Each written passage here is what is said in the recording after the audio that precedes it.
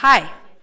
Welcome to New York Law School. I'm Professor Lenni Benson. I teach here at the school. I teach a variety of courses: civil procedure, administrative law, immigration law, advanced immigration law, our Safe Passage Project Clinic.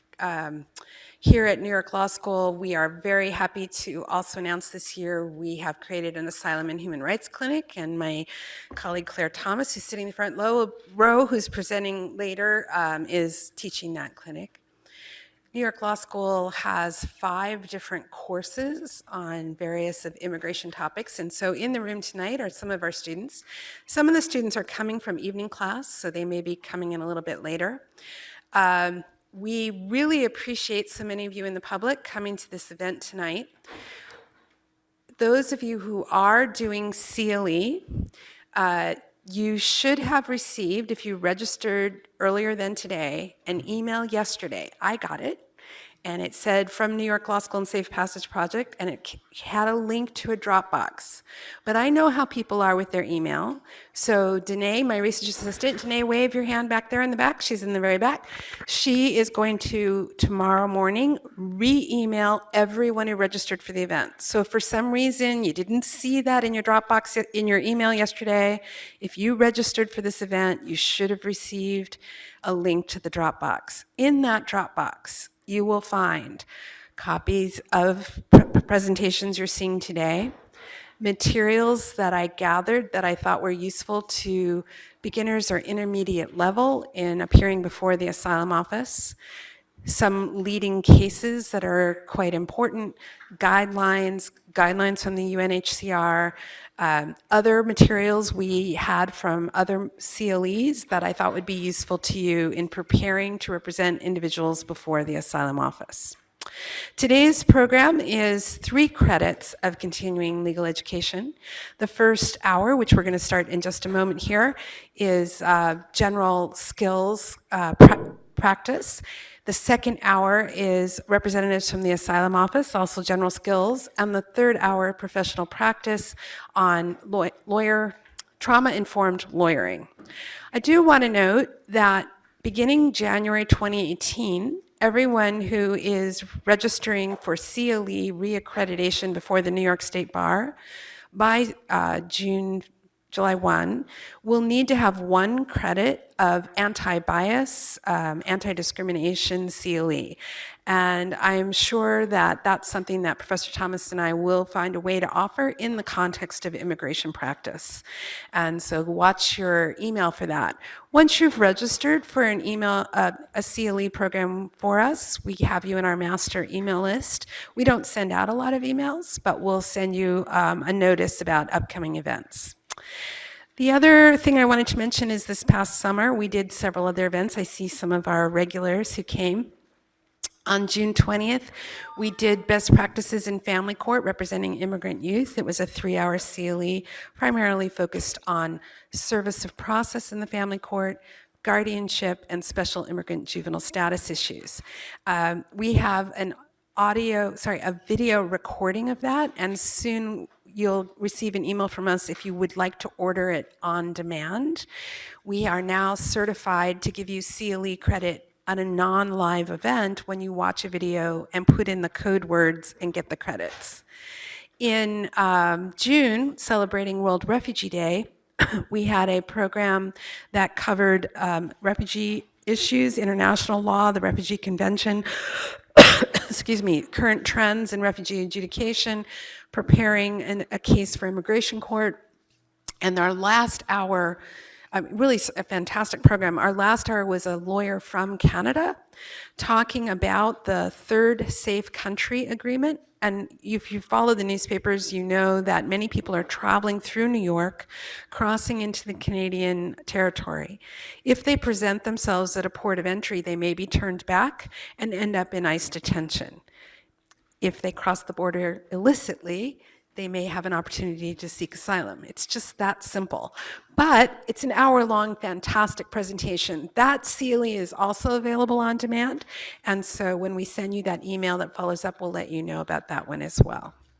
All right, so enough advertising. I want to do a quick thank yous to Claire Thomas, who helped plan this event, to Jennifer Barker, who did a lot of preparation for this event, to Jeff, who's our speaker in the last hour, fantastic speaker, I'm so excited, to Sunil from the Asylum Office for coming from New Jersey, to New York Law School staff and facilities, Errol, who's running our AV, Sandra, who runs our space, and to Danae Salvatera, who's my research assistant, who, with my secretary, Gia Gordon, has done all the paperwork, and there's a lot. All right, now a little bit more of substance introduction, and then I'm gonna turn the time over to Jennifer. In this first hour, Jennifer has a presentation, and then I have a few follow-up questions for her, and then we will be opening the floor to Q&A. There is blank paper available here. Claire has it. If you have a question you'd like to write down, that would be my preference, that you write down your question legibly, and I'll go through them and try to repeat them into the microphone. But you'll also see we have 2 live mics in the center of the aisles here. If you try to shout from your seat, the audio recording will not pick you up. And so we ask you to either put your question in writing or go to one of the mics, and we'll fit in as many as we can before the hour ends. That will be the same format for the following 2 hours. Okay, just really quick on substance. We're about to have a good conversation about best practices in preparing to appear before the Asylum Office. I'm holding up a book that came out a few years ago by Andrew Schoenholtz, Philip Schrag, and Jaya Ramji Nogales, who were given statistical data from the Asylum Office. They used the assistance of a statistician, and they evaluated claims, issues, adjudication patterns, and outcomes before the Asylum Office. It was unprecedented access to a tremendous amount of empirical data from the Asylum Office itself. Their previous book you may have heard of, called Refugee Roulette. This book is called Lives in the Balance. One of the notes that they put into this book, and there's many good practice tips. I mean, you can probably borrow this book from a library, or I do believe it's worth your investment. To asylum officers, lack of credibility is the most important reason why asylum is not granted. 84% of the asylum officers stating this is very often or often the reason for not granting asylum. 27% said legal ineligibility, and 14% said in a case where corroboration was available, lack of corroboration was a problem. But let's go back to the 84% of asylum officers saying your client was not credible. Because you're here in the room and you are advocates representing individuals, we are responsible as the advocates helping to prepare these individuals for the Asylum Office in having our clients present as clear a narrative and as well prepared a narrative as possible. There are some attorneys who work with their clients, prepare the I-589, and their preference is to prepare a very minimal I-589, put it into the Asylum Office, and then they do not go to the Asylum Office with their client. In my view, that is not the best practice. There is a real opportunity to be successful before the Asylum Office, and of course, being represented is already a huge advantage. But this finding that the asylum officers may be summarized as lack of credibility as the main reason may in part be that your client was extremely nervous, was terrified, and you were not at their side. For those of you who've had that experience and you were there and you were well prepared, and unfortunately the asylum officer still found that your client had not presented a credible claim, well, we can't win every case at that venue, which is why we're so fortunate to have de novo review before the immigration court. Many countries in the world do not offer this opportunity. But tonight's program is focused on making the most of that first opportunity. Our first speaker tonight is an expert. Jennifer Barker is a senior staff attorney at the New York Legal Assistance Group, nicknamed NYLAG, Before she joined NYLS, she, for many years, worked with the asylum office in the Lyndhurst or New Jersey office. So she's been on both sides of the fence. I was so excited to pick her brain to prepare for this program tonight. And so, Jennifer, the show is now yours. Hi, everyone. Can everyone hear me? Yes? Great. So I'm Jennifer Barker. I'm a supervising attorney at New York Legal Assistance Group. I supervise staff attorneys and pro bonos, and I also represent children and adults in removal seeking asylum. And the first thing I wanted to talk about a little bit. Closer? Okay. He's gonna raise the volume as well. How's that? Is that good? Okay. So the first thing I want people to think about is what a child's interview or a child's asylum process looked like prior to 2008. Children in removal prior to 2008 were treated as adults in the same way that they had to go through the same process that an adult would in seeking asylum before the immigration court and face an immigration judge in an adversarial interview. And then we have the passage of the TVPRA in 2008, which is like a background to my presentation, because the TVPRA gave initial jurisdiction to the asylum office for unaccompanied alien children. And this is really key and important because prior to 2008, end of 2008 and 2009, unaccompanied alien children were treated almost as adults in removal proceedings, and it made their representation of these children very difficult. Okay, so we want to take advantage of the fact that we can now go to the asylum office and have an interview before a trained asylum officer, a person who's been trained in asylum law specifically, and somebody who's been trained in interviewing. And we're going to go through some of the background of how to prepare for this interview. And like Lenni said, you want to take advantage of the fact that we can have this asylum interview and not wait until your client is referred to court, and then you have to fight their case in court in an adversarial setting.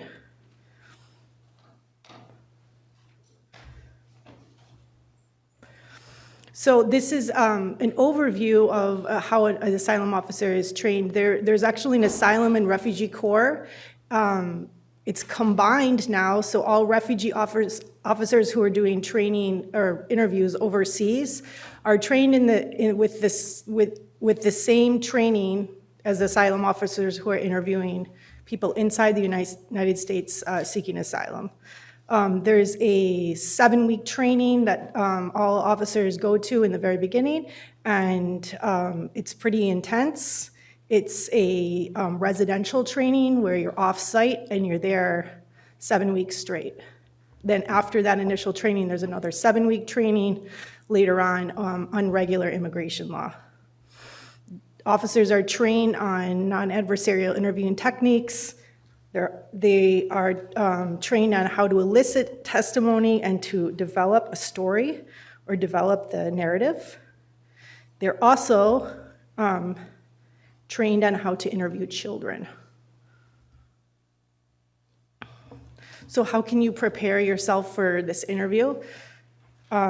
If this is the first time, and in a lot of cases, pro bonos will take one case, and this is the first time they're ever going to the asylum office, you need to speak to other attorneys who are seasoned immigration practitioners and get an idea of what this interview is going to look like and how you should prepare yourself.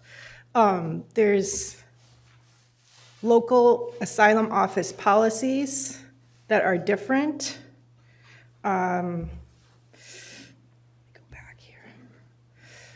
For example, the New York Asylum Office has very different policies on submission of evidence compared to Newark. You need to know those differences.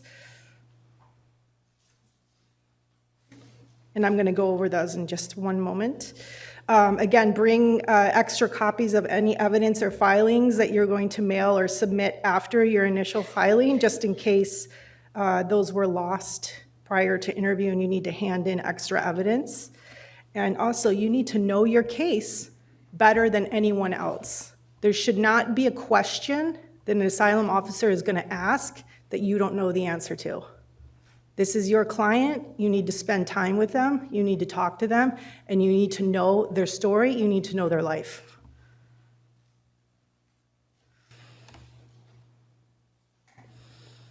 Again, other tips: practice questions with your client.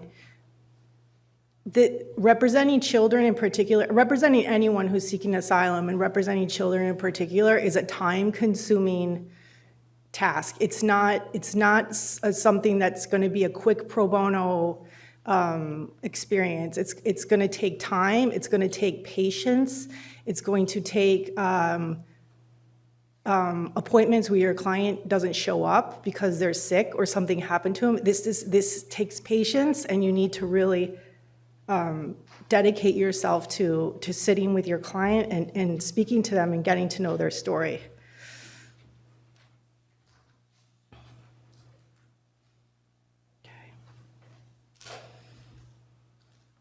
These are the submission policies of the two different offices for evidence. These are just some tips that want people to keep in mind. Each office is different. New York City is divided into two jurisdictions, making it a little complicated. But Newark takes all residents of Manhattan and the Bronx, and New York takes Staten Island, Queens, and Brooklyn. So you have to know the two differences between these two offices, because the New York Asylum Office will take all evidence on the day of the interview, but if you show up to Newark with a client from the Bronx or Manhattan with a large submission on the day of, they're going to reschedule you. You need to send all your evidence to the New York Asylum Office at least a week ahead of time. Okay, so back to the bigger issue of how do you prepare your client for this interview. And I'm going to run through a series of questions that I keep in mind with my clients. And you always want to keep in mind who you're talking to and making sure that your language and the level of explanation is appropriate for the person you're speaking to.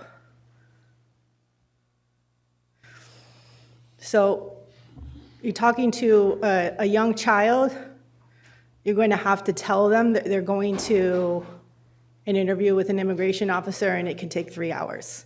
This is not something that a kid who's 8 years old or 10 years old is going to want to do. They don't want to miss school generally. They don't want to head out to an immigration office and sit in the waiting room for 3 hours. These are, and they especially do not want to sit and talk about bad things that happen to them. So these are topics that you need to discuss with your client each time you meet them, or more than just the last time you're meeting with them, but you also have to do it in a way that is not going to discourage your client from coming back to see you, because it's possible that you may scare them too much the first time and then you never talk to them again.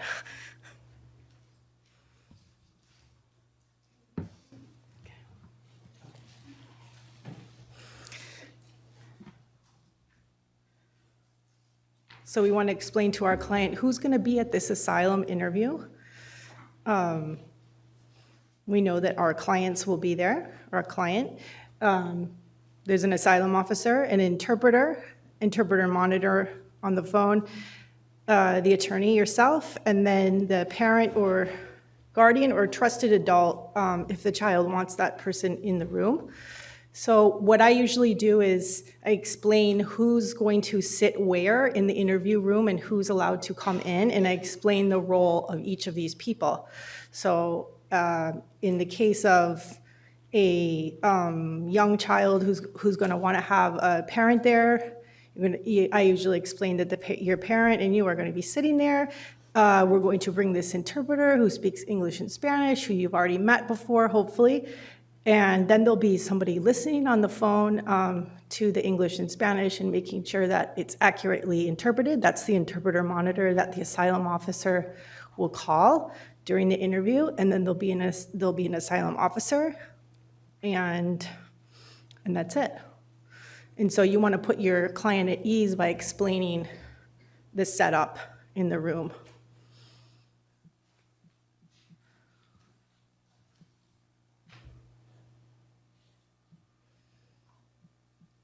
So most of my clients, especially younger children, will want to know what's going to be asked. What do they have to talk about? What kind of questions are going to be asked? And you want to practice and conduct a mock interview with your client. Don't make it stressful. Even if there's a chance that your client will have a stressful interview, I don't think it's a good idea to make the mock interview stressful or adversarial. Take breaks.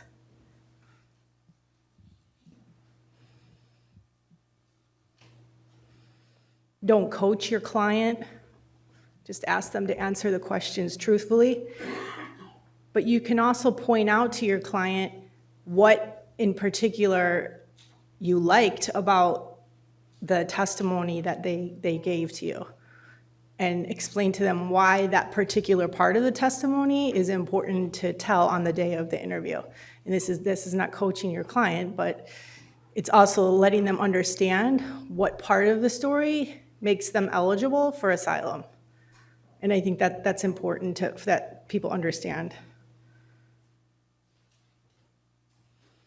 Okay, and then as an attorney, you're going to have obviously all the events listed, and be ready to make sure that you either go through your affidavit as the interview is progressing and tick off. I usually tick off the events that I want to make sure that came out, or have a list and tick them off during the interview to make sure that they came out. Because at the end of the interview, most asylum officers will give you a chance to ask extra questions. So if any of those major events that you want to be testified to did not come out, then you're going to elicit that testimony at the end with a few questions from your client.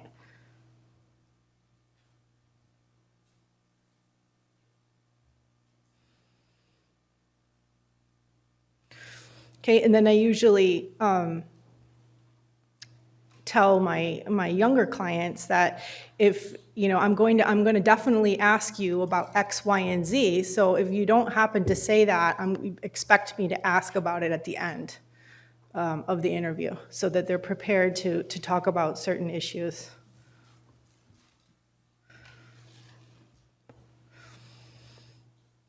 Very important.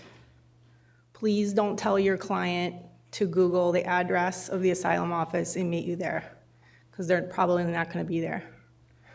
They're going to call you from the Port Authority and ask you which bus they need to take, and it'll be half an hour late already. Okay, so please map this out for people. I usually have my interpreter most of my interpreters live in the city, so I have them meet them at the bus station and bring them on the bus. I mean, if I was in a foreign country trying to get to a government office, I probably wouldn't make it on time either at 7 in the morning, 8 in the morning, okay? So keep that in mind. Map this out for people and get them there on time.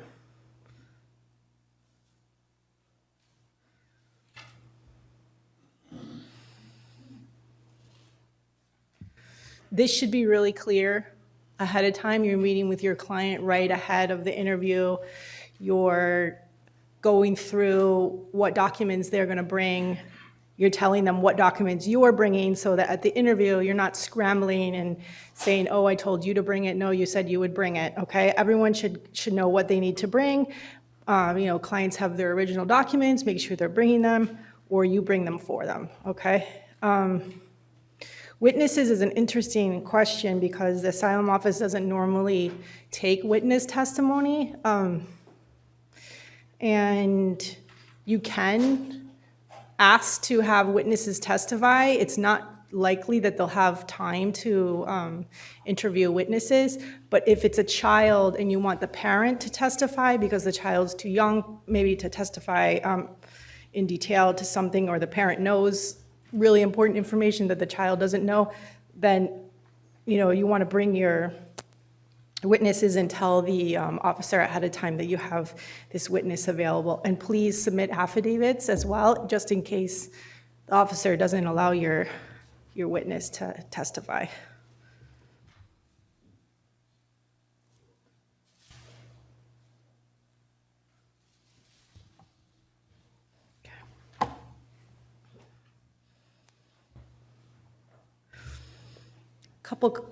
Few common problems that happen at interviews frequently.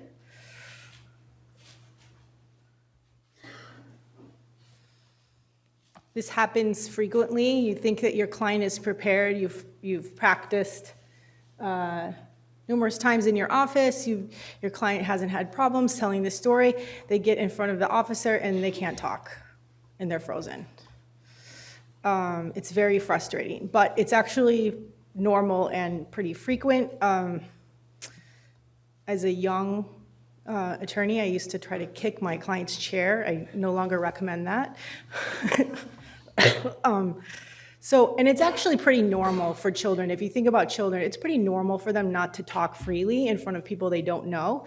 And so I've found as an asylum officer and an attorney that children will warm up as time goes on. So give them a little time to feel comfortable. And the asylum officers are trained in starting these interviews with ice-breaking type questions where they're not jumping into past harm, but they're asking things about like school and where they live and hobbies and that type of thing. So if you have a good officer, hopefully the child will warm up and begin to talk. Obviously, that isn't always the case, and we have adult and child clients that have suffered severe past trauma, they have PTSD. I think it's important to remind the officer of this and to point out the evidence of the PTSD. Just because the officers are doing numerous interviews, and they may not have it fresh in their mind or right present in their mind that the person who's not talking or is acting reluctant to answer questions is suffering PTSD. So I would have that ready to point out right away. And then, of course, at the end, you'll point that out to the officer in your closing.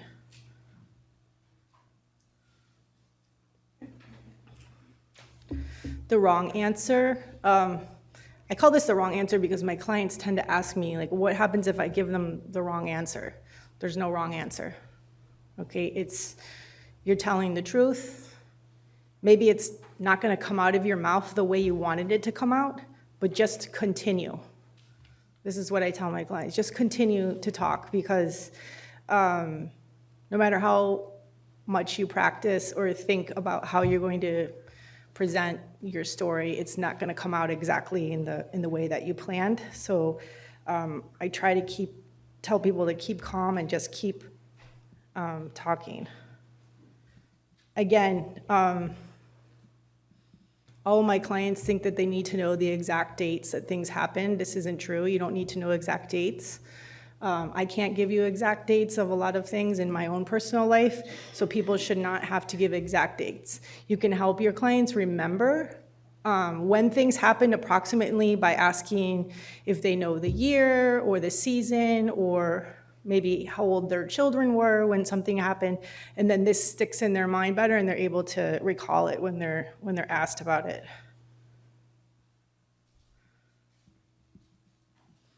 This frequently happens where a client who's suffering severe trauma just completely breaks down, is crying, and cannot continue on. Asylum officers are used to this. This happens very frequently. So I would just ask for a break from the asylum officer. Let your client take a little break, get a drink of water, and then come back to the interview.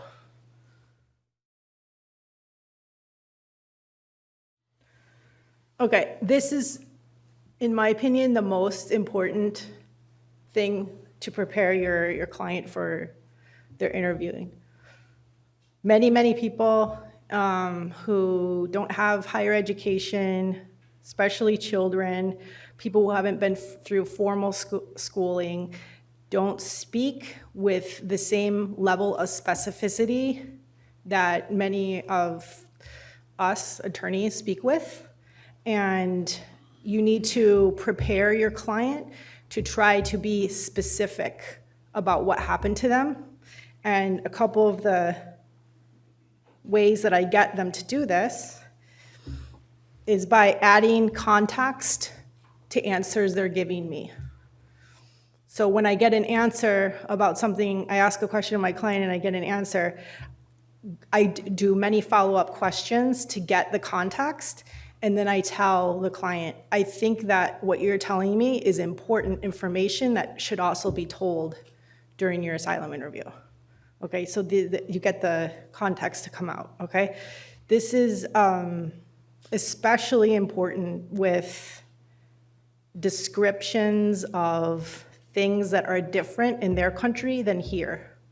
And I'm gonna give you an example. Police. People, you'll get an officer will ask, well, did you report this assault to the police? Okay, where does your client live? These are the questions you're gonna ask. Where does your client live? Are there police in the town where they live? Where is the nearest police station? Is it a 5-minute drive or a 3-hour walk? These are all very, very important details that you want to get out of your client, because if the officer says, oh, why didn't you report that to the police? And the answer from your client is, the police don't do anything to help anyone.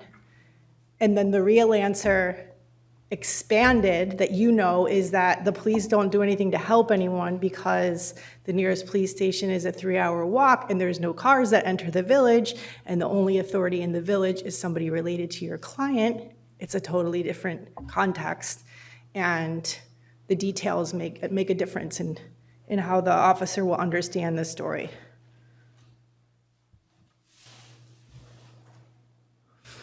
Okay. And I put this one in at the risk of Sunil being annoyed by it. But he knows what I'm talking about. So there are, as an ex-asylum officer, there's occasions where you're dealing with multiple affidavits. And so you may have an affidavit of the client, you have a long affidavit from a family member, and then you have a brief. So you have like 3 sets of facts that you're looking at, and then you have a client testifying before you, and you're looking at all the 3 stories and the person testifying before you, and sometimes you mess up. And you think, oh, this event, they just said that this event occurred on March 3rd, when really they actually didn't say that, and the affidavits are all consistent. It happens. If you definitely think the asylum officer is confused and you can say one short phrase to put them back to where they need to go ahead and do it, okay? If it's gonna be a long argument, it's probably not worth it, because you're just gonna have to follow up at the end, and there may be some kind of credibility issue that they're going at. But if you think you can point people back into the right direction, it's a good idea.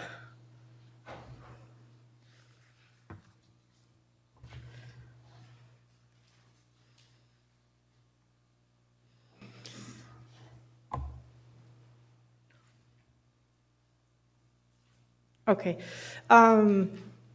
this speaks for itself, I think. I really, there are asylum officers that will differ on this, but there are many ways to get, as an officer, there are many ways to get somebody's story without asking them explicit questions about a sexual act or a rape.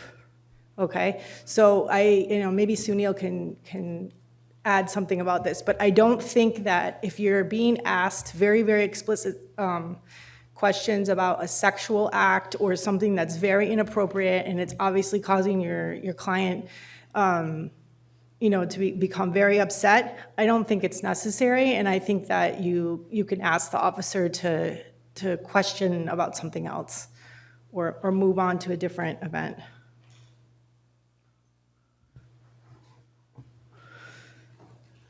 Okay, and my last comment here is about an issue that's been coming up recently with questions about child smuggling. Since we're talking about unaccompanied alien children, many of them are coming to the United States. They have maybe one parent living in New York who they're released to from ORR. And there's been instances where children have been asked very specific questions about who paid for their trip, who smuggled them, how was the money sent, how much money was sent, and in our view, in my view especially, these are not relevant questions to an asylum claim.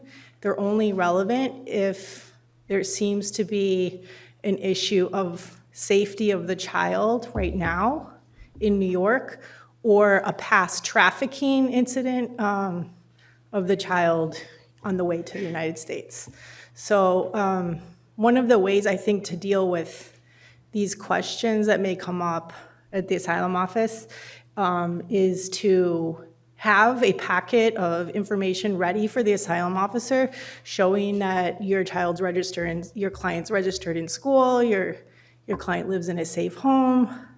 These are the identification documents of the people that your client lives with. This is how they're related to your client. So that questions of current safety and trafficking are not a worry to the asylum officer.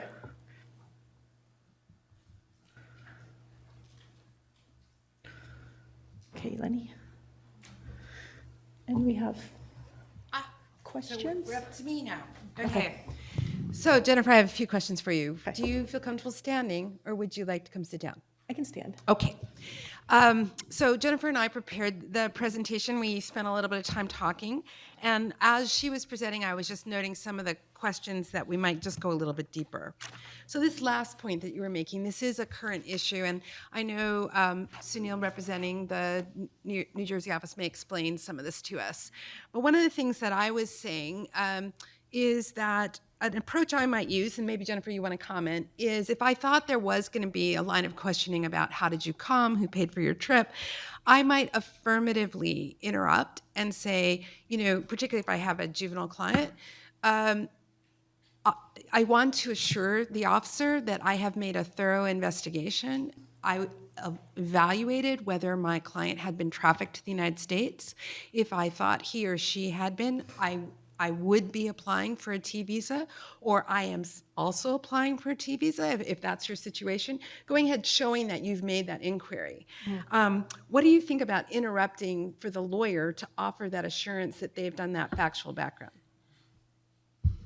I think it's appropriate, but I also think it's really important that you do know where your client lives and who they live with. So you don't want to be willfully blind. Yeah, to not be willfully blind, because and I think as as individuals or advocates in the legal services community and law school clinics, we do a good job of that. The private bar does not always do a good job of that, in my experience. So I really encourage you to know where your client lives and to make sure that things are okay where they are, so that when you present this information to the asylum office, you are very sure that there's not a current trafficking issue or a safety issue. And we talked about, for example, if someone's attending school regularly, at least in immigration court, that's usually a good attendance record is an indication that the young person's in a safe environment and there's other adults who are able to assess their situation. And so if you have, one of those perfect attendance kids, that might be a good thing to add into the file.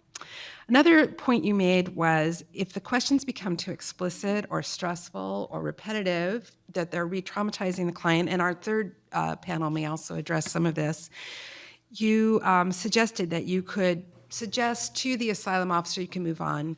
When is it appropriate, for example, to actually make a note of it and to request a supervisor? Should you do that during the interview, at the conclusion of the interview? What would you recommend?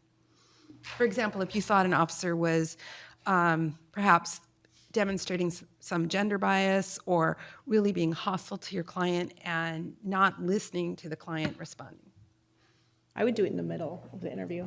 So I agree with you. We didn't really practice that question, but we think that if an officer is going beyond the scope of professionalism and being harassing, really, or fiercely interrogating your client, that it is appropriate to say, excuse me, I'd like to stop the interview. I'd like to speak to your supervisor. There is in the gender guidelines and in the child guidelines, it's supposed to be appropriate interviewing techniques for the young person or the gender victim, could be any gender, so it's appropriate to ask for that supervisor. I had another question for you just to clarify some of the points that you already made. You talked about post-traumatic stress disorder, or PTSD. And I know you were here when my class had a mock trial, and we heard two immigration judges say to us, well, at least one of them said, PTSD becomes as frequently said as well-founded fear.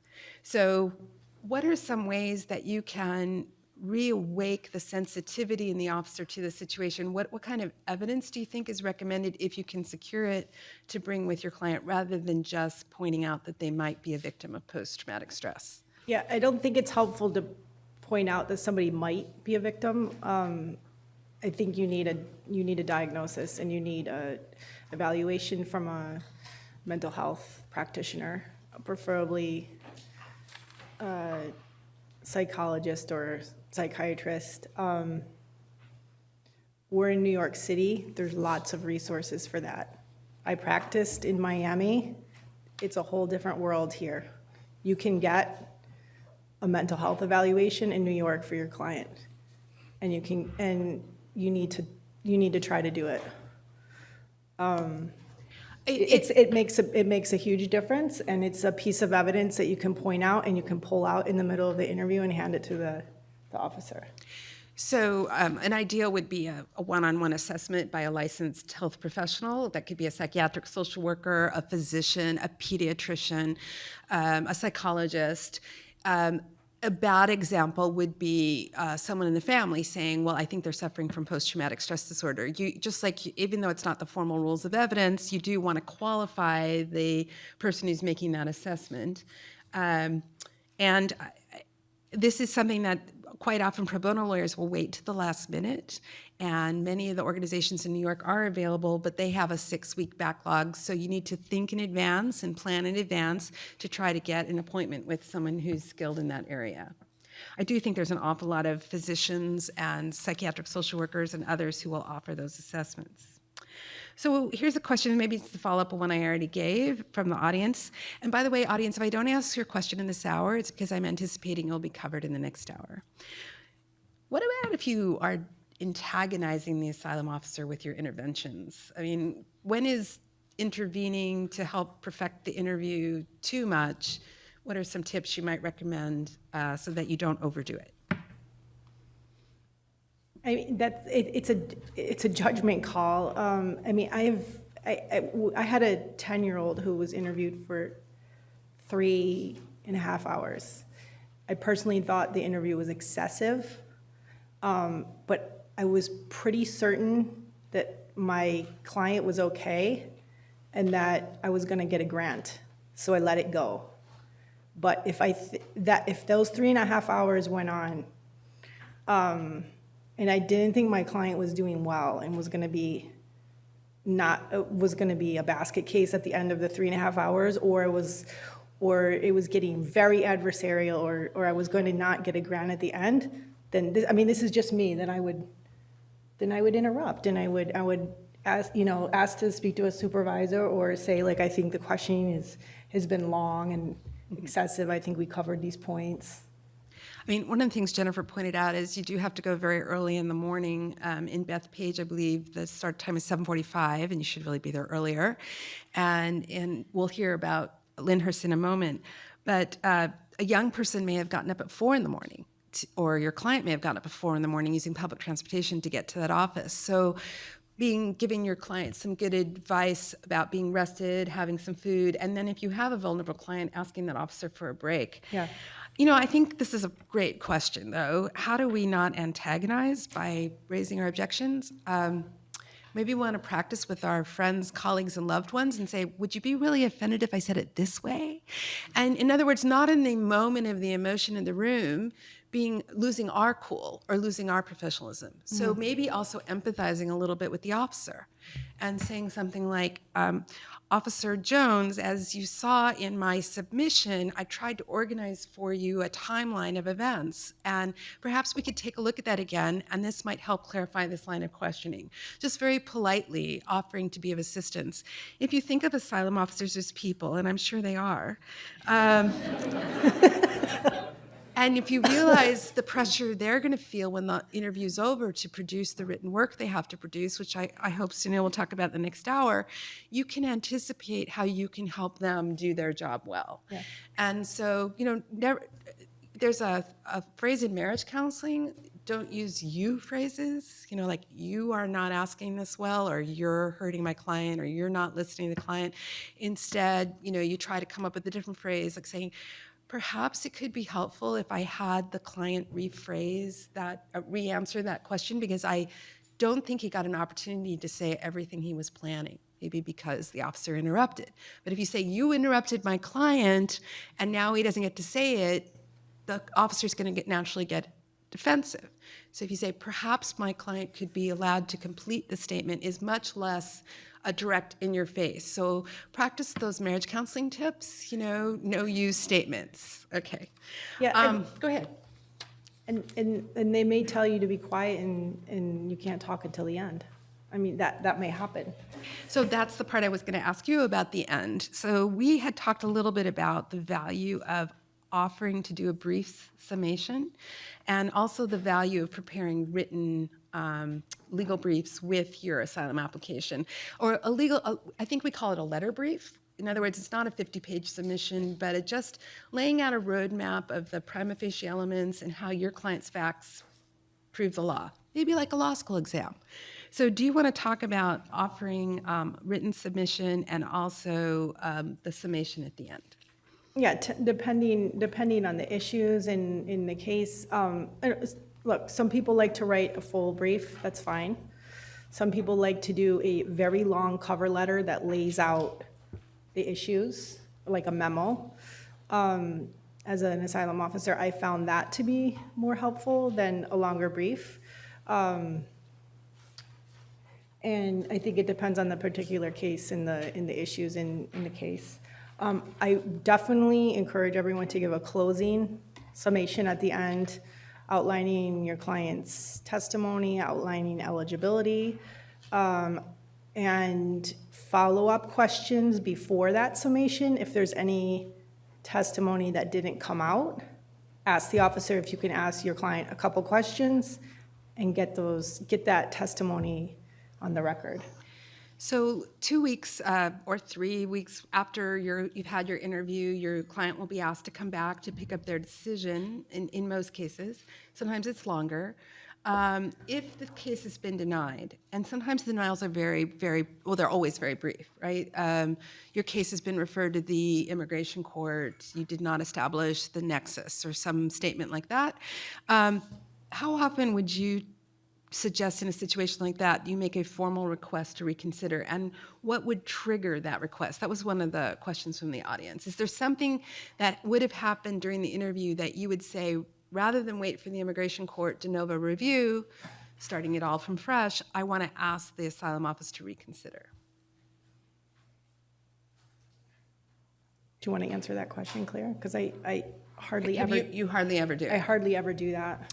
I mean, I'm going to answer it, and Claire, you could supplement maybe. I would say that if something happened during the interview where you thought the officer was not addressing some of the evidence you'd submitted and just didn't ask any questions about it, didn't give you an opportunity to elaborate, and then you see in this bare bones denial, you think that was the missing link, then maybe it is to say, I took notes during the interview, I tried to rehabilitate, I don't think the officer addressed this evidence.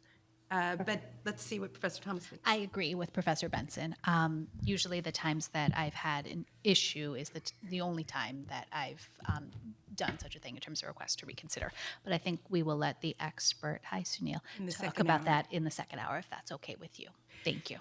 And then just on what's the value of doing that, if there was a problematic officer, that would, of course, put management on alert that that officer was a problem. It would have been good if you did that contemporaneously, rather than waiting for the denial. Yeah, and at the asylum office at USCIS at 26 Federal Plaza, when there's a problem interview, I talk about it the same day. I don't let it go. I ask for a supervisor the same day. And of course, you can always do that very respectfully. Yeah. I think there are a couple other questions that we had for the audience. I'm just going to take one more of that. I know we'll do some more in the second hour.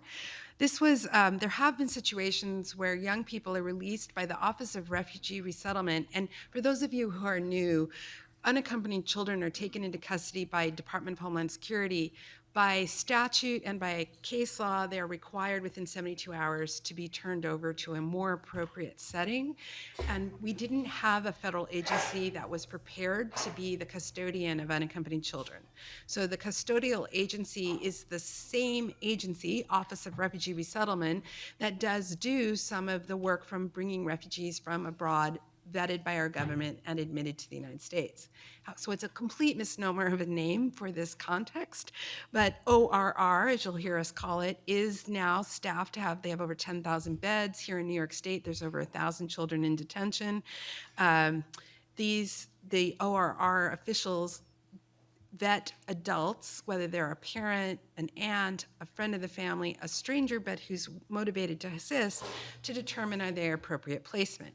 And in the last few years, because of some problems and because of congressional pressure and because of just best practices, there's been a little bit more robust following up with, is this an appropriate placement? So the question was, what if the child was released by RR to number one sponsor, but later the child has changed homes? Should we address the fact that they changed the home in the asylum office? And my answer is yes, you should be prepared to address that. In the sponsor agreement, it does say the sponsor is obligated to notify ORR when they are no longer caring for the child. Sometimes that is in the child's best interests. The child is moved to a home where they're closer to school, or there's more resources, or the adult to whom they were released was not an appropriate person. Sometimes the young person has matured and they have they believe themselves to be mature and they don't want to live with a sponsor who is very controlling and they want to emancipate themselves. That can be dangerous, or it can be a positive situation. If you're representing the young person, I think you want to be prepared at the asylum office to explain that they are now living in a safe environment. But did you have anything No, else I agree. about I that? agree with that.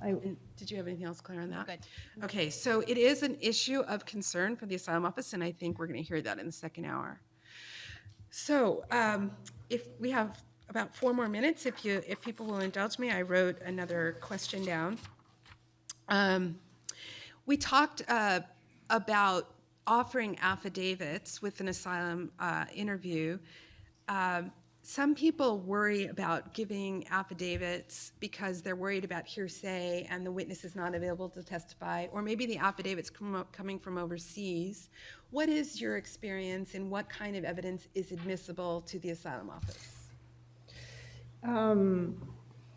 So any relevant evidence, and then, depending on the reliability of that evidence, different weight will be applied. So in other Obviously, words, if it's an out-of-court, out-of-asylum office statement and that person's not available or it's not notarized, it may have a little less weight. Exactly. But it doesn't mean you shouldn't submit it. If it's relevant, I would submit it. And translate it into English with Yeah, the and proper translate it into translation. English. Is that something for new lawyers or people who are unused to this field? They think they have to have professional paid translations. I mean, if you have the resources to do that, that's great, but in immigration practice, it's usually just someone certifying they are conversant and fluent in the language in which they are translating it, and they sign, and then their signature. I think it would be a good idea to have their signature notarized. Correct. Okay, so do you have a concern if you can't give any affidavits? So particularly, there just isn't any corroboration. Do you have a concern about that in an asylum case? The more evidence you have, the better. The more documentary evidence that you have, the better. The stronger it makes your case. More detailed affidavits, the better So we the were case. talking, But there's no reason that if you have a very good claim, there's no reason not to file it, in my opinion, if all you have is your client's testimony. and in fact, that's in the regulations, that corroboration is not required, but if corroboration is available and you don't get it, that could be harmful. So for example, if your client is saying, I was expelled from school for my political activity, and if that school has written records and you don't try to get those records, I think you're missing an opportunity. If you try to get the records and they're impossible to get because of a privacy law or because there's a high fee, then document that and say that's why we couldn't get that corroboration. We also talked about using expert testimony. So for example, where maybe a situation, particularly with a younger client, they can't really testify about the country conditions. That's for the lawyer to try to find context and information from other sources. So we know that at the Center for Gender and Refugee Studies, they've recently been working with American University's Central American Project to train experts to be more helpful in asylum and refugee cases. And there are, perhaps if you're a subscriber to Immigration Briefings, which is in the Bender's Digest, you know that some well-known experts have issued some uniform or universal or generic affidavits. So certainly a generic affidavit is useful to submit into a case, and they're not charging you to use these. But if you can recruit an expert to testify to your client's specific situation, that's going to be more ideal. So I gave an example when we were preparing of an African country where the client is saying, I knew that the people who came to my home were the government, and they were going to take my uncle and they were going to interrogate him. And the question was, how did you know that was the government people? Were they wearing uniforms? No. Did they show ID badges? No. Well, how did you know those were the government and took your uncle and not colleagues or friends or guerrilla movement? And they said, oh, because they were in the black cars. And the first pass of that interview just kind of went by. And then later, my colleague came back and said, well, why did the black car tell you that was the government? Oh, because they're Mercedes. And in my country, the only people who have these black cars, it's a fleet the government imports. Or the license plate was a government-issued license plate. So by you following up and asking that question, your client may not be able to testify personally to all that, but then you might be able to find an expert about the country conditions that would help corroborate your client's statement that indeed the government of X country does import a fleet of black Mercedes for their government officials. All right, well, we are done with time. We got to move so on. we're going to thank Jennifer Barker. Thank you, and we're going to ask Jennifer. Sunil to come up. Thank you.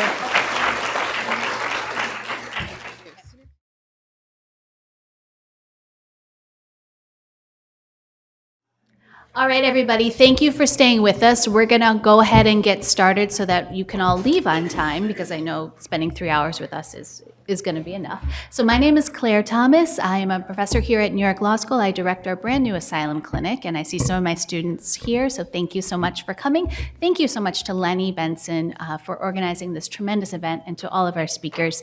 This has hopefully been a great evening for all of you in the audience as well. And I'd like to present my colleague Jeff Kagan Trenchard, who will briefly introduce himself, and we will get the show on the road. Hi. Thank you all very much for sticking around for the full program. My name is Jeff Kagan Trenchard. I'm an attorney in private practice now. I do a lot of work with the New Sanctuary Coalition, and prior to private practice, I did a lot of public interest work, especially around representing young people in foster care, a lot of domestic violence divorces, and LGBTQ and other forms of asylum. Great. So we're going to go ahead and get started. If you can't hear us, anything like that, please wave your hands around. We want to make sure that we are clear for you and, of course, for the recording. If they have questions, you should bring them to me and I will read through them. Great. So that's Professor Benson in the front row. She is happy to distribute your questions to us up here. So please ask us questions. So our plan for tonight was to go over just some best practices in interviewing clients who've experienced trauma. Here are some big overarching ideas, then we're gonna get into some sort of specific techniques, and then we may even do some hilarious role-playing. Well, you will see my totally junior level acting on full display. So overarching ideas that we'll kind of come back to over and over again throughout this presentation. So trauma impairs cognitive function. When you've been traumatized, it literally makes it more difficult to think. And not just think, but interact. And not just interact, but physically move through the world.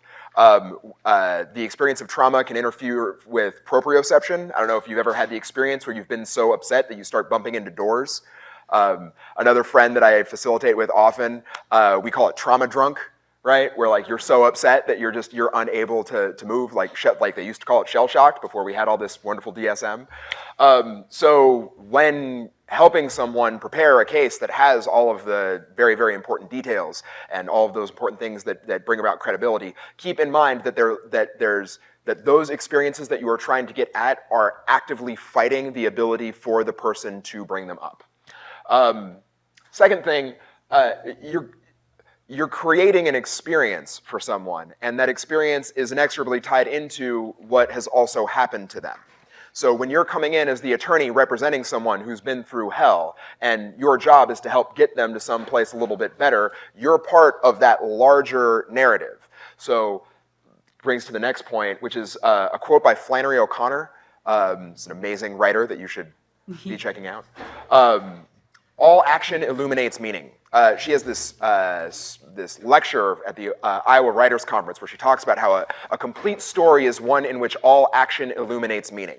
So everything going on in a story should point to the story's larger experience, what you're trying to get out of it. I think that applies sort of in reverse in real life. So everything you do to your client communicates something to your client. It's not just the words you say, it's how you say them. It's how often you say them. It's the experience that you create for them when they come into your office, when they see you, when they meet you. The tone of the email, the sound of your voice on the phone. It's not just these raw factual data points. It's the total culmination of what's going on. And you can tell someone over and over again, be calm. Just be calm. I said be calm. Like that doesn't create a calming experience, right?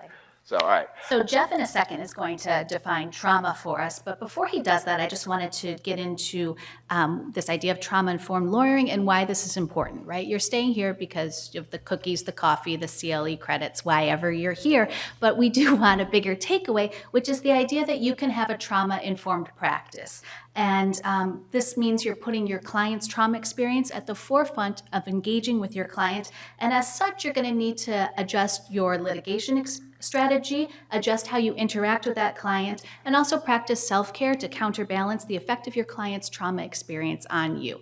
The results of that will lead to a much better lawyering relationship between you and your clients, and hopefully an ability of your clients to trust you, to grow, and to share their information, which could lead to successful outcomes as well. So Jeff, I'm going to turn it to you to talk us through what trauma is. So it was on the previous slide as well.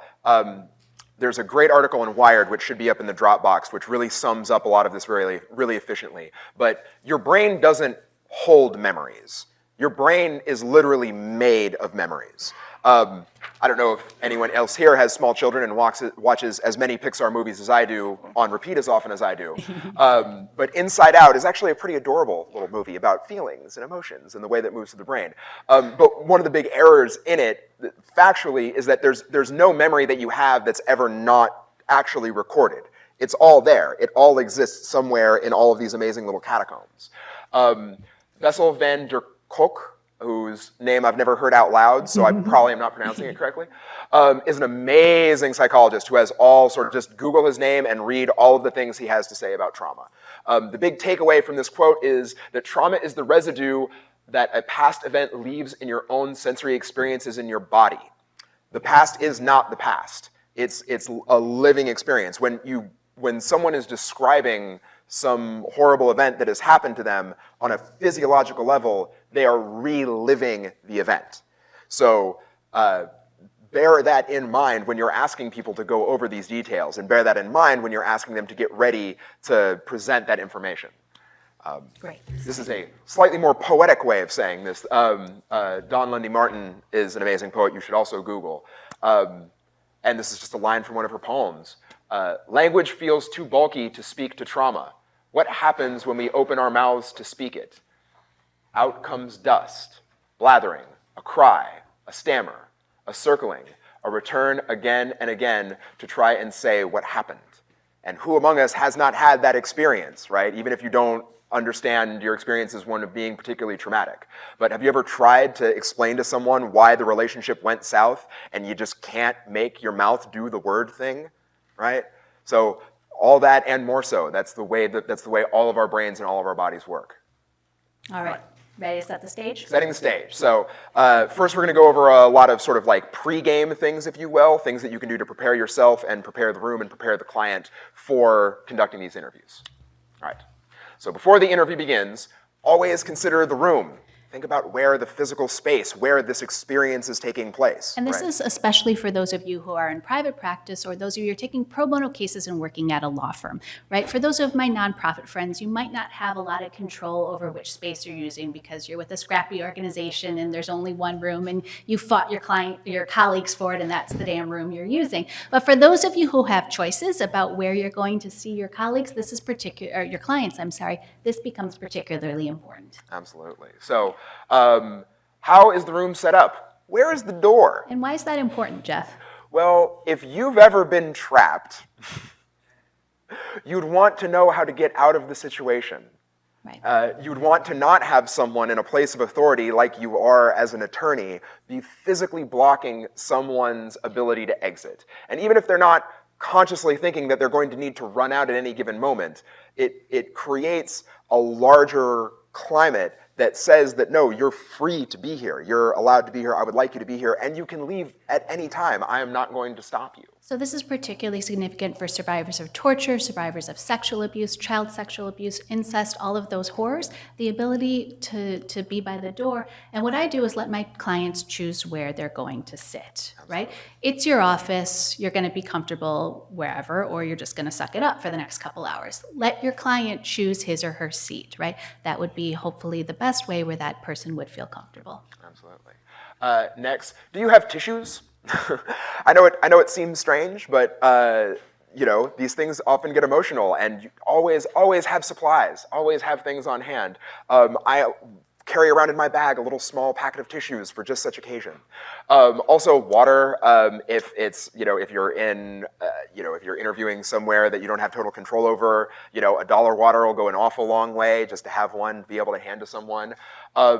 Gum and mints, so a common sort of like secondary effect from having a traumatic episode or like a really intense feeling is the sensation of a really dry mouth or like a really, really bitter mouth. Sometimes people describe it as like copper or like blood. It has to do with elevated cortisol and adrenaline levels. But you can help someone calm down sometimes by taking the taste out of their mouth, because then it reminds the whole system that it can sort of go off of heightened response mode. Okay. For my friends working in large law firms, oftentimes your bathrooms are not quite visible. They're not quite clear. I've been in a law firm where all the doors were white, right? Nothing said women, men, anybody, whatever. There was no way to find the bathroom. I had to ask for the bathroom. I'm comfortable doing that. But I don't expect a 10-year-old girl to be able to ask her 40-year-old male attorney where the bathroom is, right? We don't want to put our clients in that situation. Tell people where the restroom is. Tell them that, of course, we can take breaks anytime you need to use the restroom, to get a drink of water, have the tissues out there, let them be visible, right? Make this whole situation as comfortable as it can be. Exactly. And one thing that I try and even bring with me if necessary, is there a visible clock? So time can feel incredibly elastic, especially if you're talking about something incredibly upsetting. Personally, time is always elastic to me. We could have been in here all day and I'd have no idea. But not knowing what time it is and how long things are going is incredibly disorienting, which is why if you've ever gone to a casino, you'll never see a clock. Ding, ding, ding. It's intentionally, the architecture is intentionally constructed to do that. So letting people know, like making sure there's a clock visible, and then we'll get it to in subsequent slides, making sure your client's aware of the time, how much time this situation is going to take, and then the steps following is a great way to sort of lower the stress on your client. And we're going to talk a little bit later about the idea of working with interpreters, which for a lot of us, we're working with interpreters, or we will be at some point, and the idea of making sure that interpreter is a good fit for our clients. But I just wanted to throw that out there. That's something you need to do before the interview begins as well, is make sure that's set up so that things can progress as smoothly as possible. Yeah. And if you work with an interpreter for the first time, prep them. Exactly. so that they're able to know exactly like the content of the discussion. And a little later we'll talk about what we mean when we talk about prepping the interpreter, and is the interpreter a good fit for your client. Exactly. Okay. This is another great quote that I pulled from Jay Walder, who has to be my favorite person that's ever worked for the MTA, because he's the former chairman who put in the on-time arrival clocks, and I found this just to be oddly poetic and really appropriate to this situation. We all know the experience that we have, every one of us, of getting down to the subway and not knowing what's happening, literally looking longingly down to the tracks to see if we can see the white light. Yep. Consider how much more pleasant your commute is, and then how terrible it gets when the clock flashes like 27 minutes, right? Like how an awkward subway ride could maybe turn riotous, right? So imagine that even more so in the experience of sitting in an interview room with a stranger you're tearing your guts out for. Right. This is something that I took from Best Practices in Nursing. It's called Ate It. It's something that all nurses are sort of required to do or told to do when they come in and they see you and you're in a hospital bed. You're supposed to acknowledge the person, introduce yourself, let them know about the duration of whatever the procedure you'll be doing, an explanation as to why that procedure is being done, and then thank them as you leave. So you acknowledge, hello, person who is sitting here. My name is Jasenia. I will be your phlebotomist. It will take about 20 minutes for me to phlebotomy your phlebotoms. I'm doing this because we need to ensure that everything is working appropriately in that system. And thank you very much for your time and your patience, right?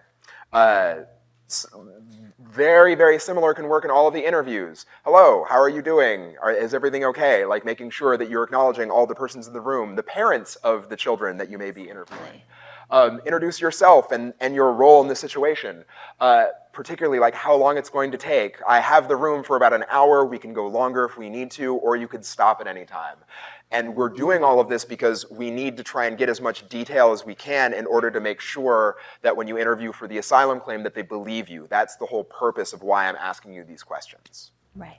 And then as part of that explanation, right, we're also saying what the next steps are going to be, right? We're making a plan for that person after he or she leaves our office and sort of giving that big picture idea of what's going on. The young people that I used to work with when I worked with Safe Passage were often in special immigrant juvenile status cases, things that are complicated for adults. In fact, of the thousands of people I've trained, like nobody gets SIDGE on the first time. It's relatively difficult to understand that procedural history. So why are we expecting the 8-year-old to understand it if you only explain it once, right?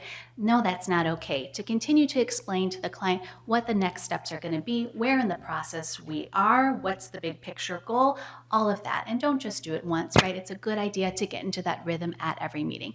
And just to back up on something that Jeff said, the idea of we're working with children often don't travel alone, right? They come with a big person. That big person, that adult, is sometimes a parent, a guardian, or proposed guardian, someone like that.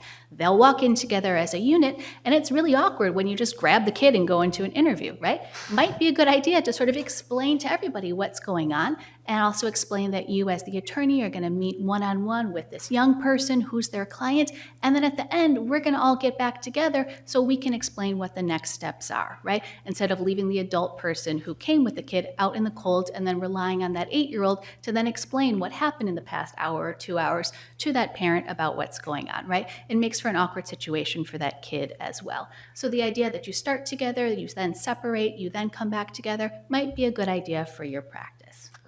Okay, great. All right. Other good reminders. One of my favorite things about being a lawyer is the magical umbrella we have of privilege and confidentiality. It's just such an amazing thing that we're able to, we have a seal stronger than the confessional seal legally. And I like to remind clients of that. In whatever way is most sort of a culturally appropriate for them to get that, like, this is a solid non-snitching zone, right? Like, you can tell me all manner of things and I will not tell anyone else what you tell me. So often trauma is so inexorably tied with shame that there's an automatic hesitancy to reveal all of that information.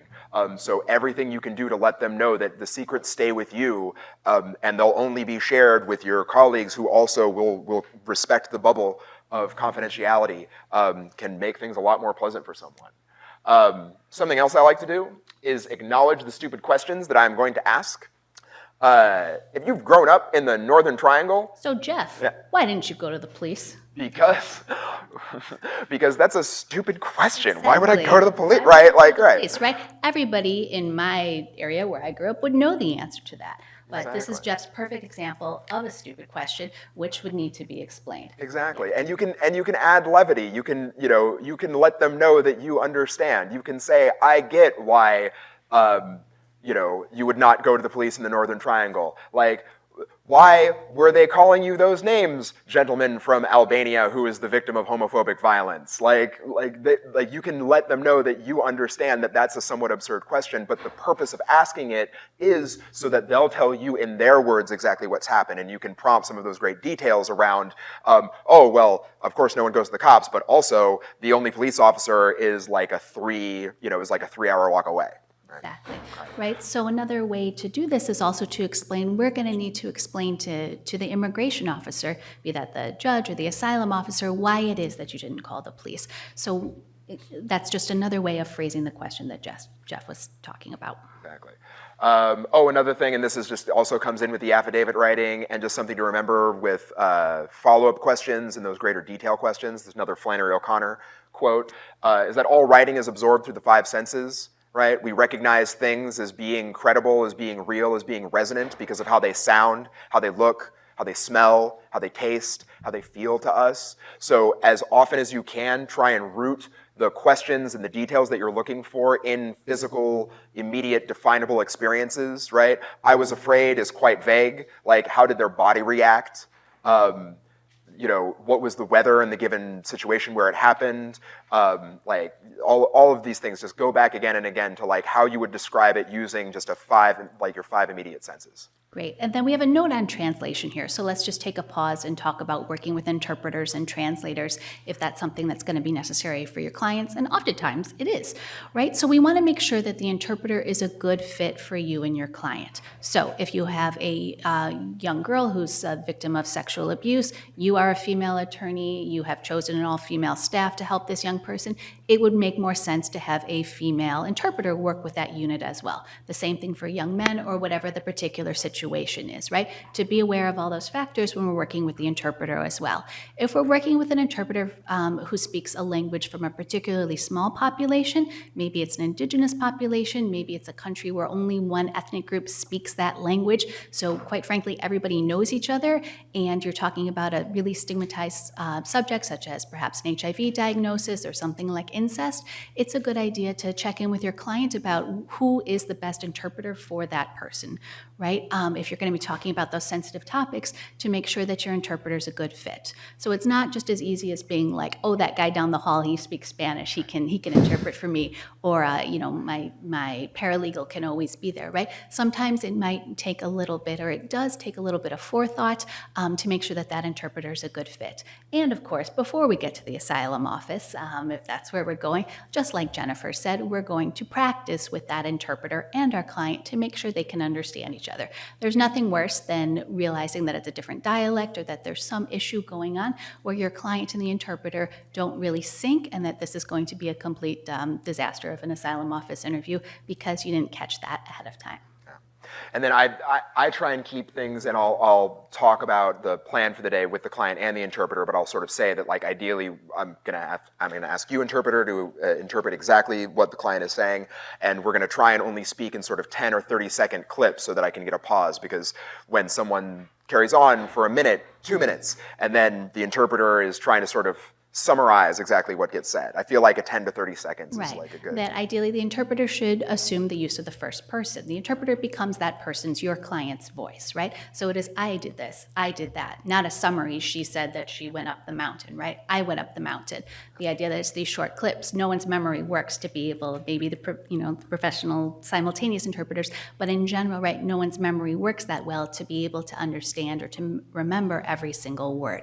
So we're doing short clips, we're using the first person, and we're checking in again with our interpreter before the interview, making sure that interpreter is a good fit, and also talking with our interpreter to make sure that that interpreter, especially a new interpreter, understands that we want him or her to translate every single word. No matter if it's offensive, no matter if it's a curse word or anything like that, we want to know exactly what our client said in his or her own words. It's important for us to lawyers to be able to have this unfiltered version of the story. Cool. All right, doing the thing. Yeah. Okay. All right.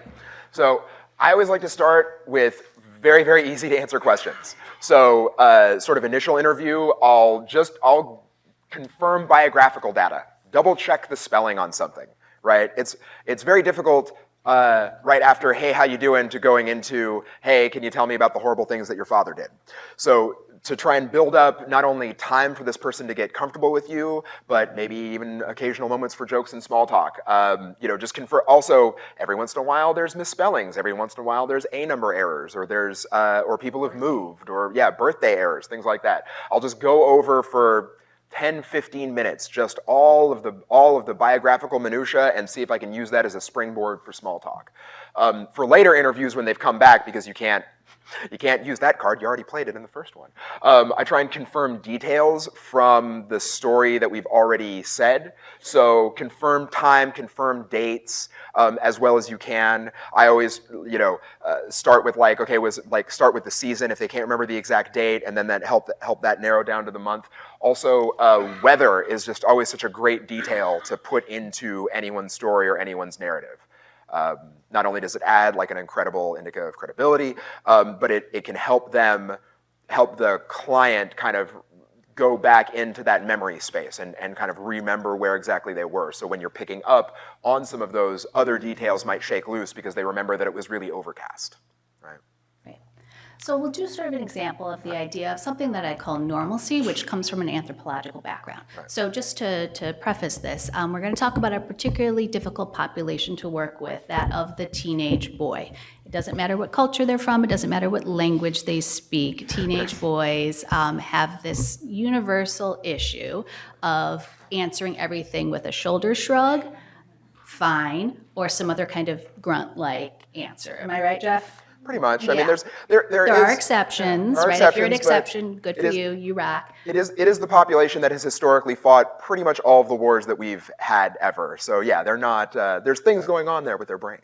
Excellent. So we've got a teenage boy as a client. We're trying to talk to him, and we're asking him, so you're going to be my teenage boy. Okay. So, so Jeff, how's everything in El Salvador? Bad, fine, I don't know. Okay, so like at home, how are things? Fine. Okay, so this is not going anywhere, right? I could do this for a while. This is the answer I'm going to get. Yeah. Fine, right? Something like that. Thank you, Jeff. You're welcome. So perhaps I'll try a different strategy, right? And I'll say, okay, this is Jeff, my teenage boy. So Jeff, can you tell me about your daily life? What did you do when you woke up in the morning? Well, first I would wake my brother up and get him dressed. Then I would start cooking in the house, and then my mom would wake up, and then we'd do morning chores. Sometimes we'd go to school, sometimes we couldn't. If we couldn't, we would maybe watch TV or... Okay, cool. So he talked, right? It was more than fine, we had. And we have a lot of material that Jeff had presented for us to ask follow-up questions on. We asked him an open-ended question so that he couldn't respond with fine, something like that, right? We learned about he couldn't go to school. We want to know why, right? What kind of food was he eating? Was he eating every day? What did the house look like? Was there running water, right? There's a lot more questions that we can ask Jeff from that, maybe, 30 seconds that he talked that could lead us to have a more meaningful conversation than how's everything. Right? And so it goes into the idea of normalcy, where if you're 10, 15, or even an adult, and your whole life has been spent in a particular culture or a series of cultures, what you've experienced becomes normal to you. So if your culture, if bad things are happening, right? If when this young man, if Jeff, El Salvadorian Jeff is going to school, right, he's stepping over dead bodies, or he's seeing the drugs, the gangs dealing drugs, or they're recruiting his friends and people are murdered and his cousins are shot, and that happens repeatedly, day after day, that becomes normal to him. So when I ask Jeff, how's everything? It's fine, it's normal, right? Because that's what has become normal to him. But if we're explaining this to the asylum office or in a court of law, right, we want to take it out of that realm of normalcy and explain how Jeff's situation is different from other young people. Okay. Yeah, we pretty much covered that. Yeah, food tells you so much. Asking people about what they ate and like how they ate it and who prepared it and where it came from can just lead to amazing fractal patterns of all manner of questions and amazing details. Great. So we're getting now to the traumatic episode. Yeah. So what do we do? Yeah. So I like to start the story about 6 hours before it happened. Like if there is one specific incident, I like to ask them to tell me about the beginnings of that day.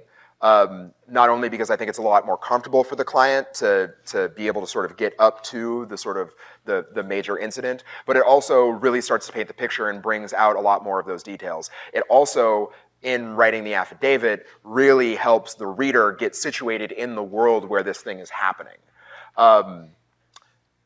It's a tough thing, but something with this kind of work, you have to get very comfortable with uncomfortable silences. Sometimes when you feel the urge to speak when someone's stammering, like literally give yourself a 10 count in your head and just wait and see if they're gonna just take a moment and focus and then bring it through before you start asking an immediate follow-up question or presuming and kind of like giving like a lead to them to help them to what you think is helping jog them, but might be making them shut down a little bit. I also like to ask what happened after the incident, not only to bring the client sort of out of that traumatic space, because they did in fact survive no matter what it was. They managed to get here into your office talking to you.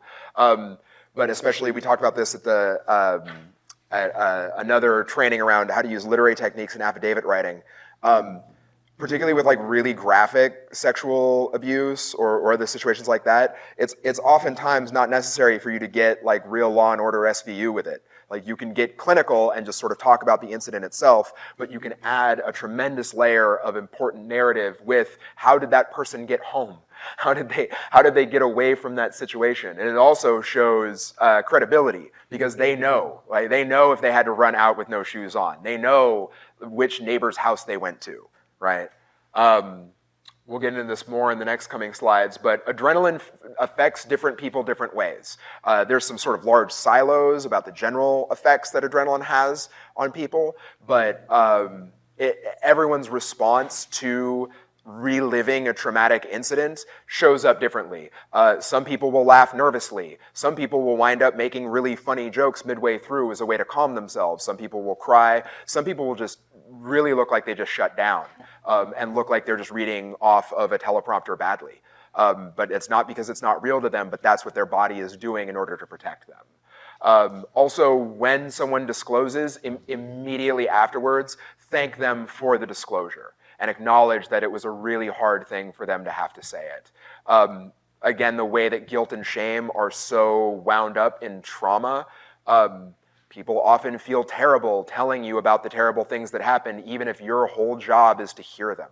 And in order to not have the chilling effect of someone being worried that they're offending, hurting, burdening the person that they're telling to, it's sort of your job to be really forthcoming that, no, thank you for telling me, thank you for disclosing, I know that was really difficult.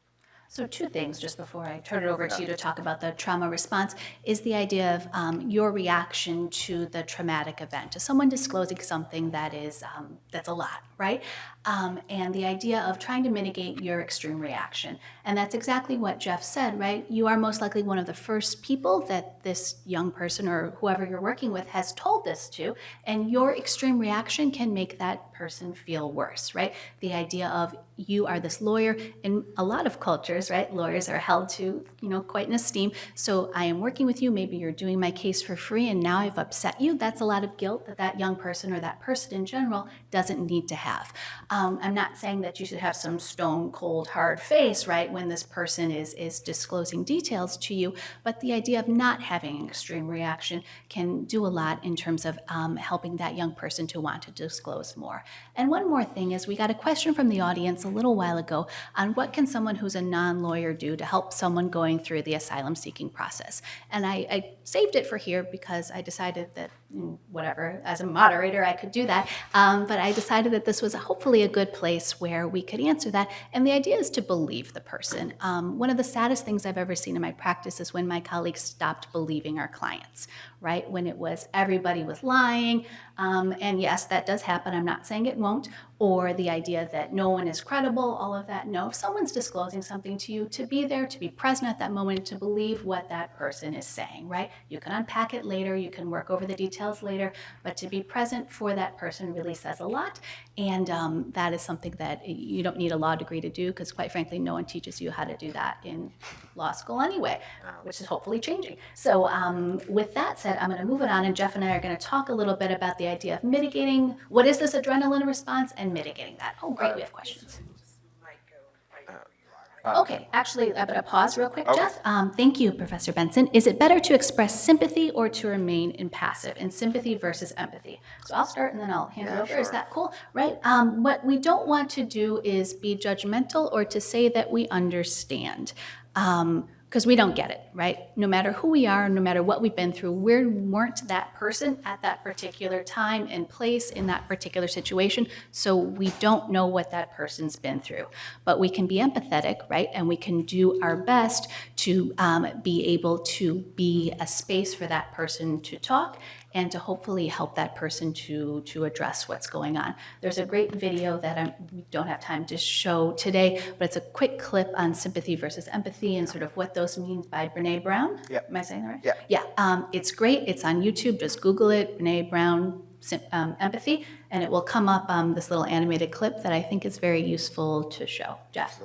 Yeah, I actually wanted to kind of go back because it occurred to me something that I really want to discuss, which is the notion of lying in this sort of like trauma-informed lawyering context. Like, because we're all trained as attorneys, right? It's like the elements of fraud is like, intentional misrepresentation of a material fact kind of thing.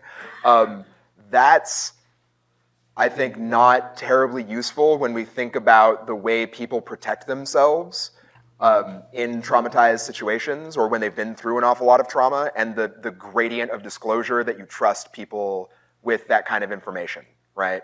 So if someone's dealt with family abuse for an incredibly long time, like they've learned how to be a good liar, right? Like if someone is LGBTQ in the world, they've probably had to learn how to be a good liar because the truth will get them killed. And so that's not a skill and a survival skill that you necessarily turn off just because this person told you that it was a safe space. I mean, it says safe space on the wall. How could you not be a safe space, right? So I've found that just in my practice is that a lot of times people aren't lying, they're withholding information either because they have a difficult time coming to grips with it and coming to grips with the severity of it, or they just don't trust you yet. And it's not on them to be proactive in the trust. It's on us to endear that level of trust. So when I've found inconsistencies before, like I try and not go to the immediate reaction of like, why are you messing up the case? What are you doing? Why are you ruining my work? Yeah, right? Like, why are you making me, misrepresent myself to the court? Like, consider for a moment all of the reasons why someone would have to not tell you the truth, and try and address those reasons to get at the real answers. Great. Right. So when we're talking about this adrenaline response, let's sort of talk a little bit about what happens when someone experiences trauma. Yeah. So your senses go into this danger mode, your brain goes into this emergency mode, your brain is effectively hijacked. A stress response is triggered, and there's chemical and neurobiological factors that go into play. We're lawyers, we're not medical professionals, right? We don't need to know the fancy words. If you want to, we'll put them up in the Dropbox. But in general, there's changes in your brain structure that lead to different reactions. And like what Jeff said before, everyone's reaction is different. There's no one reaction that's right. There's no one reaction that's wrong. There's no universal indicators or responses to traumatic events. So as Jeff's going to talk to you about mitigating this, here's just some examples that I'll give of what some of these indicators could be. But again, this isn't a comprehensive list because there are no universal factors. Could be physical changes, freeze or immobility response, the idea of disassociation, behavior that we might find to be counterintuitive, impact on recall. And for us as lawyers, especially working in the asylum context, right, we have this idea of that could impact credibility, right? Our client can't remember. They have a difficult time forming a narrative. It is fragmented, it is nonlinear, it is confused, it is inconsistent. Perhaps they're unemotional, perhaps there's this flat affect, they're monotone. All of that can be responses to trauma. Difficulty processing information, loss of memory for key events, inconsistency at statements and times and dates, no memory of peripheral details, and then again, the impact on their demeanor. So, Jeff. So some ways to help mitigate that as you develop a relationship with this person. So the kind of like three main silos that people's adrenaline responses tend to fall into is fight, flight, or freeze. Right? Like on a very basic reptilian brain level, right? You're confronted with a threat, you either push up against that threat, you either figure out how to get the hell away from that threat, or you just lock up and your system's not able to work. So this is designed by a colleague of mine, Caroline Harvey, the co-founder of the trauma drunk phrase. So like helping people move around and like allowing people space to move around sometimes is really, really effective if they're a person that gets like very adversarial and really intense. Also good to remember that some people do get very adversarial and intense, and it's not you. And you're eliciting that reaction, but you're not the focus of that reaction. The center one is flight. Oftentimes just letting people like, okay, we're gonna take a pause, and all we're doing, and we're just gonna take 5 deep breaths. And then we're going to continue, or we're going to decide whether or not we're going to continue, and just leave space within that during the interview. Also, like checking in with people, like warm water is really good, or allowing people to like get up and move around if they really start disassociative and going really cold and really kind of glazing over. I'm pretty sure this is up in the Dropbox as well. Yeah, great. And if you Google Caroline Harvey, she teaches at Berklee College of Music and does all kinds of amazing work around writing and trauma and somatic therapy and a lot of great stuff. Super. So what we're doing here is we need to adjust our client relationship, right? Many of us might have trauma-informed practices. Some of us are new to this, and that's okay. It's never too late to start. So in terms of us as lawyers, we're allowing extra time for our interviews, right? We're not going to get everything out in one great 8-hour session. This isn't going to happen. You need to be realistic. These could be shorter interviews, right? We're always offering to pause, to come back to things later. We're not just trying to sit down in one shot and get all this out of our clients if we can work in another way. Importantly, we're suspending our judgment. We live in a society that judge. I'm sure I'm guilty of judging, and I'm sure a lot of us are, right? We need to believe, we need to empower, and we need to validate the survivor of whatever he or she went through. appropriate counseling or referral services. And I'm talking about a targeted referral, right? The idea of, wow, that's really bad, you should seek help, that doesn't actually help anybody, right? That really just makes the person feel bad about themselves. But the idea of before the person comes in, right? Of having in your practice the idea of who are people that would be linguistically and culturally appropriate that I could refer this person to, this client coming in, that would be good to start building in your practice. The idea of working cooperatively, the idea of co-investigating, reducing this dynamic of power over, which is so important in the sexual abuse and domestic violence, and quite frankly, in any kind of trauma relationship here, is the idea that you're working with your client to be able to establish his or her case. And perhaps there's alternative ways for your client to tell the story.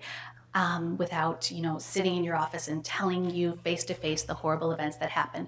I was working with a young girl from Mali who really just couldn't tell me in her own words about what had happened, but something really horrible had happened, and she would just sit in my office and cry.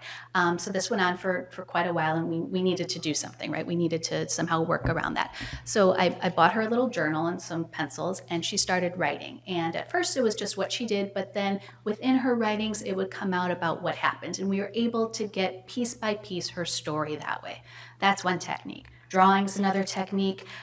Telling the story to someone else, talking to the wall, right? Maybe an issue is for that person to look you in the eyes, right, and tell that story. Perhaps that person's talking to the wall instead while you're merely listening in the room. So it's being creative in your strategies for being able to work with your client and tell those stories.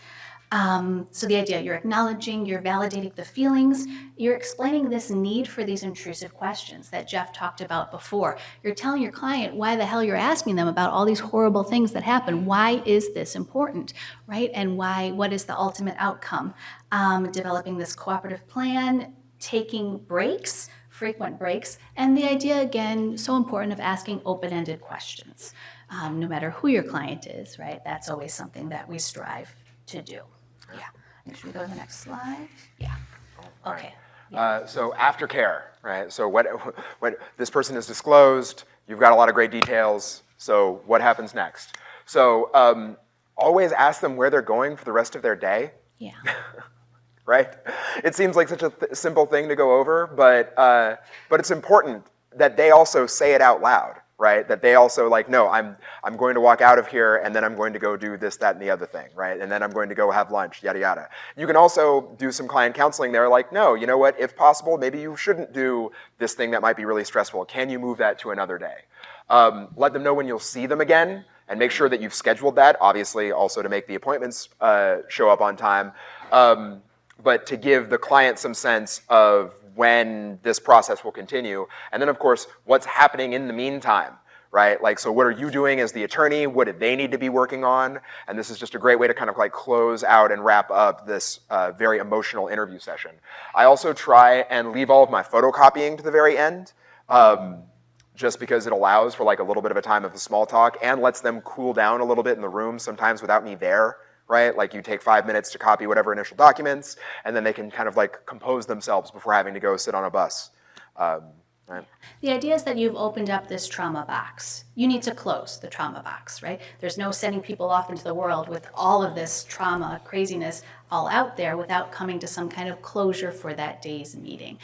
When all of that's out there, right, it leads to additional stress, additional aggravating factors that could impact that person. So I would suggest to you to close the trauma box, right, at the end of your meetings. So some suggestions of things of what not to do, right? Judging, blaming, confronting. The whole idea of trauma is very interlinked to the idea of shame. So all of those kinds of judging, blaming, confronting are things that don't lead to good results when we're working with a traumatized population.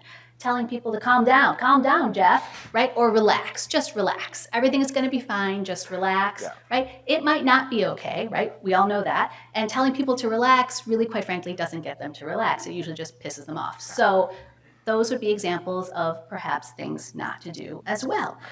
Minimizing, right? So the client's disclosing something and you're saying, I know exactly what you're going through, and then saying something else that would actually minimize that person's harm. Please don't do that. touching without consent, right? Not everybody likes to be hugged or touched. Make sure you have your client's consent before you give them a big bear hug. That, for a lot of people, is a very uncomfortable experience, right? For just certain people. Also, there's cultural issues, right? There's a lot of issues that go into the hugging thing. Asking unnecessary questions and assuming the role of the therapist, right? So we are lawyers, we are counselors at law, not counselors at your mental health problems. Please don't assume the latter unless you are licensed, and then you can figure out your ethical boundaries and do as you like. That's outside the scope of this CLE, right? But your idea is not to also be their therapist or to try to offer your wonderful therapy that you got from your marriage counseling, so now it's going to work for this person. No, right? That would not ultimately be appropriate in most cases for that client. It's not your role there. Your role there would be a targeted referral. It would be to making sure that your referral to that therapist happens, that the client can go see him or her, and that hopefully that's a relationship where the client can begin to explore those issues that are impacting their mental health. Great. And I think we got some audience questions. Great. So we got some audience questions. If there's more, please feel free to bring them up. Oh, Lenni's coming with more. Okay, so I'm going to read this out loud and then we can answer it.